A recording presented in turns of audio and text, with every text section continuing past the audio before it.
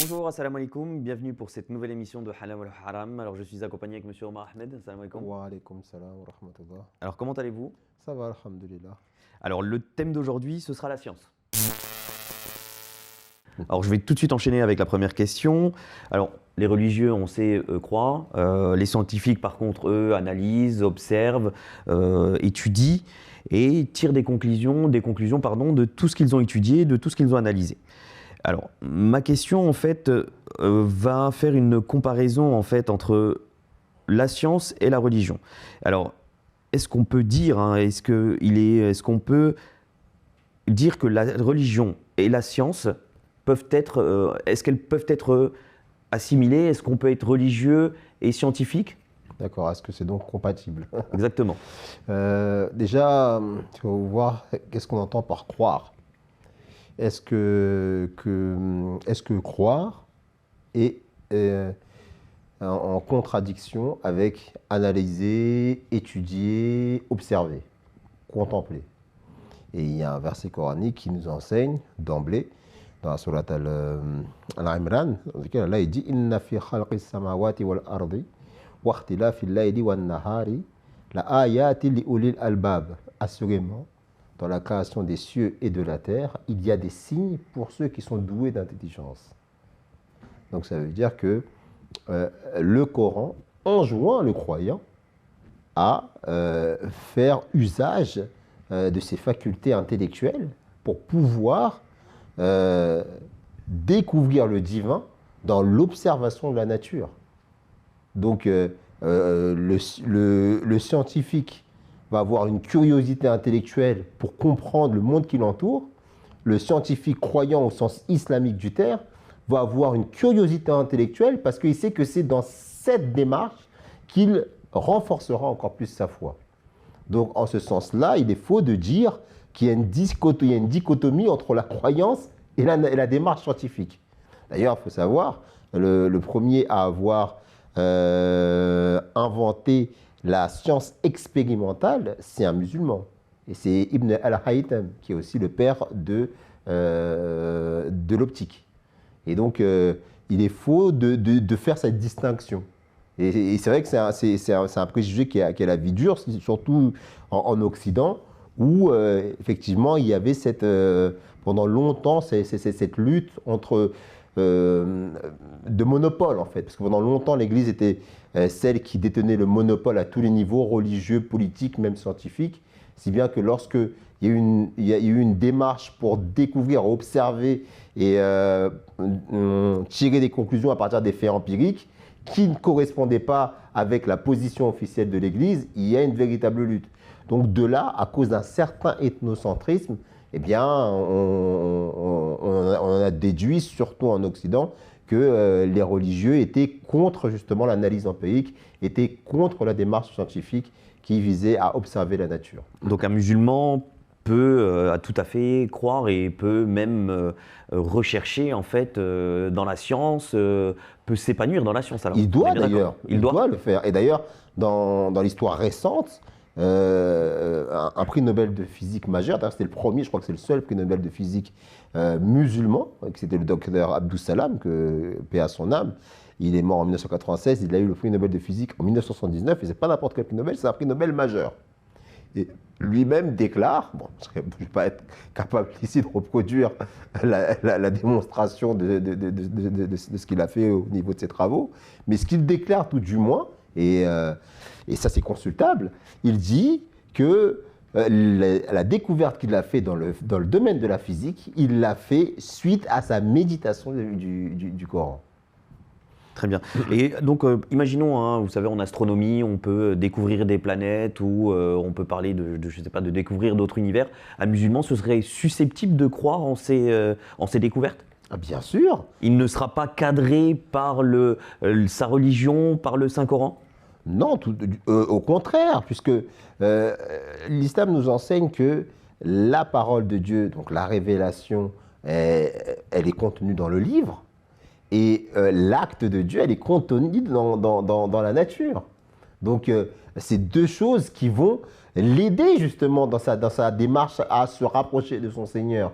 Et donc le Coran pousse le croyant à aller à la découverte de tout cet environnement pour pouvoir augmenter sa Et donc il n'est pas enfermé dans les paroles divines du Saint-Coran. Non, il du peut... tout. D'accord. Au contraire, en plus, les paroles divines n'enferment pas, contrairement aux préjugés, elles ouvrent justement, puisqu'elles encouragent.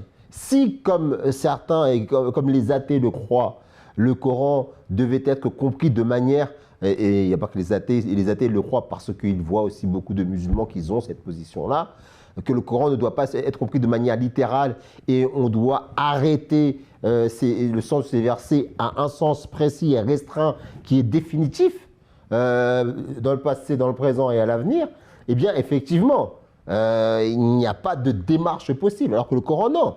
S'il y avait tout était écrit textuellement dans le Saint-Coran, il n'y aurait pas, le Saint-Coran ne serait pas, il n'y aura pas seulement plus de 6000 versets, ce serait peu, en comparaison avec tout ce qu'on devrait savoir. Oui, bah ça serait des volumes et des volumes encyclopédiques qui n'en finiraient pas, parce que tout serait mâché. Alors que non, le musulman a la croyance que tout est dans le Coran, mais ça ne veut pas dire que tout y est mâché pour qu'on le découvre.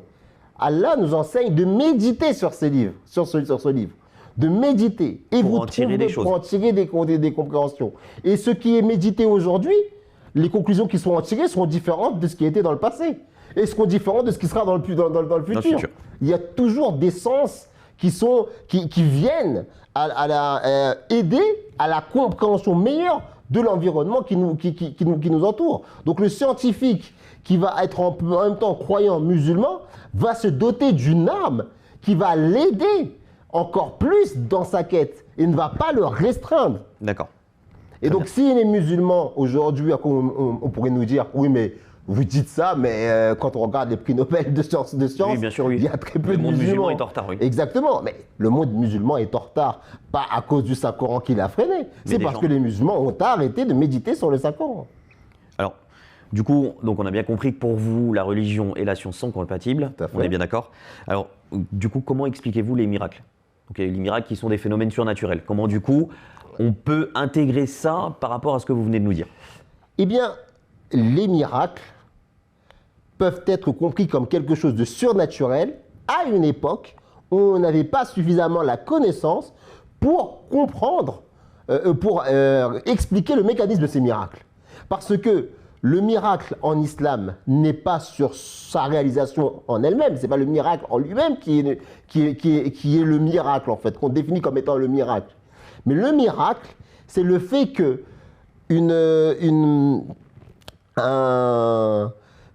un phénomène naturel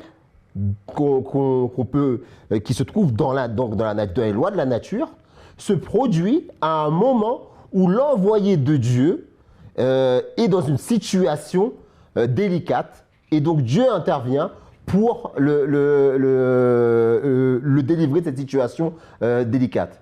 Par exemple, dans la vie de Moïse, alayhi salatu wassalam, il y a la question de la mer qui s'est ouverte en deux. Et donc, dernièrement, on a trouvé plusieurs raisons possibles à ce phénomène. Si bien qu'on a expliqué que ce n'est pas quelque chose de surnaturel, mais c'est un phénomène, certains disent que c'est le phénomène de la marée haute et de la marée basse. Il y a d'autres qui disent qu'il y a pu avoir un espèce de tsunami sous-marin qui a provoqué justement cette séparation des eaux. Donc il y a beaucoup de théories là-dessus qui expliquent scientifiquement ce qui s'est passé. Et donc, si on a comme croyance que le miracle, c'est quelque chose de surnaturel, eh bien, du coup, ça enlève tout le surnaturel et ça enlève toute la qualité de miracle si on en tient à cette définition. Alors, si je vous ai bien compris, alors, du coup, pour vous, un miracle, c'est quelque chose qu'on n'a simplement pas réussi à expliquer. Exactement. Mais dans le cadre, à partir du moment où on l'explique, ça n'enlève pas en rien son miracle. Ce qui est miraculé dans le cas de Moïse, alayhi salam, c'est que Moïse... C'est que ce soit arrivé au bon moment. Exactement. Moïse quitte Pharaon, émigre de sa terre, fuit le régime totalitaire, mais Pharaon, avec ses armées, court après Moïse, le poursuit pour le rattraper et les remettre en esclavage. Et au moment où Moïse traverse le phénomène justement naturel, ce produit qui leur permet de traverser justement cet endroit, et au moment où Pharaon et son armée passent par le même endroit, eux, ils sont rattrapés par la mer et l'armée tout entière est noyée. Et finalement, Moïse est sauvé, Moïse et son peuple sont sauvés. Donc c'est miraculeux parce que Dieu s'est manifesté à ce moment-là pour aider son messager. Et ça a été le cas dans l'histoire de tous les messagers, ce que dit le Saint-Coran. Et par rapport à cela, lorsqu'on expose des choses de ce genre, on parle de croyance parce qu'il y a d'autres personnes qui disent même que Moïse n'a pas existé. Alayhi salatu salam.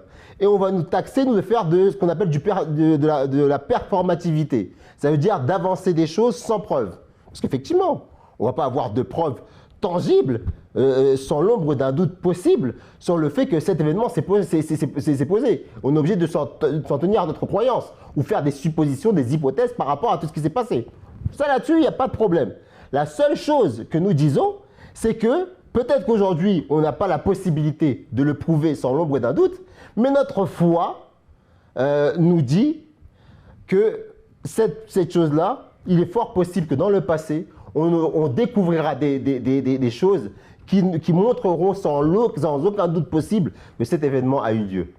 C'est pas faire preuve de foi aveugle de penser ça, c'est faire preuve de certitude, de se dire, vu que c'est le divin qui l'a révélé, si la science aujourd'hui n'arrive pas au niveau de connaissance pour nous permettre d'établir sans l'ombre d'un doute qu'un événement s'est passé, c'est pas parce que cet événement ne s'est pas passé, c'est parce que la connaissance de l'homme n'est pas encore arrivée à ce niveau-là. Très bien.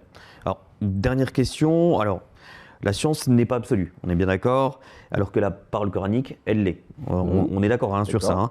Alors, dans ces conditions, comment on peut faire correspondre quelque chose qui est perfectible, la science, à quelque chose qui est censé être parfaite, imperfectible. Donc du coup, comment on va faire comment on va assimiler les deux? Justement, la science qui est donc l'observation de l'environnement naturel est quelque chose qui va toujours évoluer et qui vient avec la connaissance de l'homme. Parce que plus l'homme évolue dans sa mentalité, plus il grandit dans son savoir, plus il est à même de dissiper l'obscurité de son ignorance. C'est pour ça que cette science-là, elle est perfectible. Maintenant, Dieu, qui, selon la croyance islamique, il est présent et il est futur. Et il est illimité.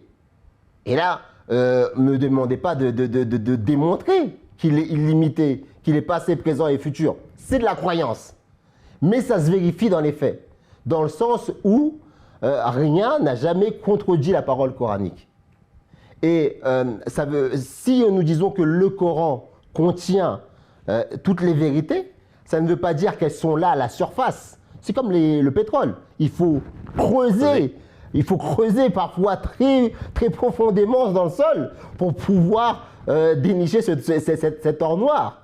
Et là, pour découvrir les connaissances qui sont cachées dans le Saint-Coran, il faut faire preuve de réflexion. Il faut faire de la recherche. Il faut méditer. Il faut se plonger dans les paroles coraniques de manière à pouvoir déceler ces connaissances. Et c'est en ce sens-là que cette parole elle est toujours évolutive. La parole, certes, elle est absolue parce qu'elle vient du divin.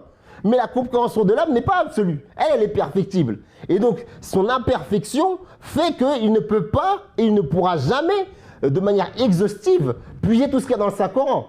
Parce que, par définition, c'est une parole illimitée. Elle est à l'image de son créateur. Elle est à l'image de cette source. C'est pour ça qu'il ne pourra pas aller jusqu'au bout de cette source. Le fini ne peut pas découvrir l'infini. Mais génération après génération, les portes du savoir vont s'ouvrir. Et on va découvrir de nouvelles choses. De nouvelles choses, absolument. Et c'est pour ça que les deux marchent de pair.